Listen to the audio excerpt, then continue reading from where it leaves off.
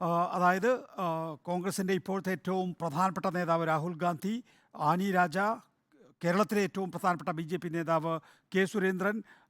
എങ്ങനെയാണ് മത്സരം പുരോഗമിക്കുന്നത്? ഇന്നാണ് സുരേന്ദ്രൻ ചുരം കയറും എന്ന് പ്രഖ്യാപനമുണ്ടായിരുന്നത്. നികേഷ് കുമാർ, പ്രധാനമായും സുരേന്ദ്രൻ കൂടി എത്തുന്നതോടുകൂടി വയനാട് ലോക്സഭാ മണ്ഡലത്തിൽ മത്സരം പൊടിപാറും എന്നതിൽ സംശയമില്ല. വൈകിട്ട് 3 മണിയോടുകൂടിയാണ് സുരേന്ദ്രൻ വയനാട് ചുരം കയറി കവാടമായ ലക്കിടിയിൽ എത്തുക. അവിടെ പ്രവർത്തകർ സ്വീകരിക്കും. അതിനുശേഷം കരിന്തണ്ടൻ സ്മൃതി മണ്ഡപത്തിൽ നിന്നായിരിക്കും നേരിട്ട് കൽപ്പറ്റ വരെ വാഹനങ്ങളുടെ അകമ്പടിയോടുകൂടിയാണ് സുരേന്ദ്രൻ എത്തുക. അതിനുശേഷം കൽപ്പറ്റയിൽ ഇന്ന് റോഡ് ഷോയുണ്ട്. നേരത്തെ ആൻരാജയുടെ പ്രചരണത്തിൽ ആൻരാജ ഏറെ മുന്നിലായിരുന്നു. അതുപോലെ തന്നെ രാഹുലിന്റെ വരവും കാത്തിരിക്കുകയാണ് കോൺഗ്രസുകാർ. നേരത്തെ വയനാട്ടിൽ ലോക്സഭാ മണ്ഡലത്തിൽ പ്രധാനമായും 3 തവണയാണ് ഈ ഇലക്ഷൻ നടന്നിട്ടുള്ളത്. 2009-ലും 2014-ലും 2019-ലുമായിരുന്നു. ഈ 3 സമയങ്ങളിലെല്ലാം തന്നെ കോൺഗ്രസിനെ തുണയ്ക്കുന്ന ഒരു മണ്ഡലമായിരുന്നു. കോൺഗ്രസിന് വലിയ തോതിലുള്ള ഭൂരിപക്ഷം ലഭിച്ചു. എന്നാൽ ആദ്യത്തെ തവണ BJPക്ക് 31,000-ലധികമായിരുന്നു വോട്ട്. രണ്ടാം തവണ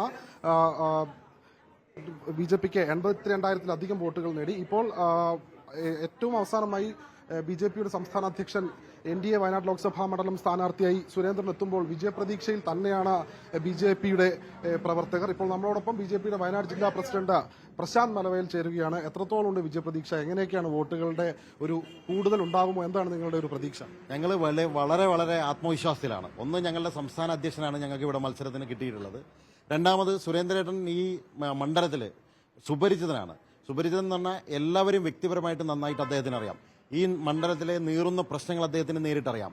സ്വാഭാവികമായിട്ടും അപ്പുറത്ത് ആനി രാജയും രാഹുൽ ഗാന്ധിയും ഒരുമിച്ച് നിൽക്കുന്ന ഒരു മുന്നണിക്കെതിരെ ഇത്രയും ശക്തനായിട്ടുള്ള ഒരു സ്ഥാനാർത്ഥിയെ ഞങ്ങൾക്ക് തന്നതിൽ ദേശീയ നേതൃത്വത്തോടും സംസ്ഥാന നേതൃത്വത്തോടും ഞങ്ങൾ നന്ദി അറിയിക്കുകയാണ്. ഞങ്ങൾ വളരെ ആത്മവിശ്വാസത്തിലാണ്.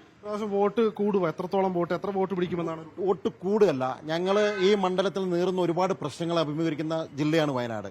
വന്യമൃഗശല്യം പരിഹരിച്ചിട്ടില്ലെങ്കിൽ ഈ നാട്ടിലെ ജനങ്ങൾക്ക് മുന്നോട്ട് പോകാൻ സാധിക്കില്ല. രാഹുൽ ഗാന്ധി എത്രയോ കാലമായി ഇങ്ങോട്ട് തിരിഞ്ഞു നോക്കുന്നില്ല. അദ്ദേഹം വന്നതിനേക്കാൾ കൂടുതൽ കാട്ടാനകൾ ഇവിടെ വന്നിട്ടുണ്ട് എന്ന് പറയപ്പെടുന്നുണ്ട്. അപ്പോൾ ഇങ്ങനെയുള്ള ആളുകളൊന്നും വെച്ചിട്ട് ഈ നാട് രക്ഷപ്പെടാൻ വേണ്ടി പോകുന്നില്ല. CPIയുടെ നേതാവ് ജയിച്ചു പോയാൽ രാഹുൽ ഗാന്ധിയെ പ്രധാനമന്ത്രിയാക്കാൻ വേണ്ടി നിൽക്കുന്ന ആളാണ്. അങ്ങനെയുള്ള ആളുകൾ എങ്ങോട്ടാണ് പോകുന്നത്?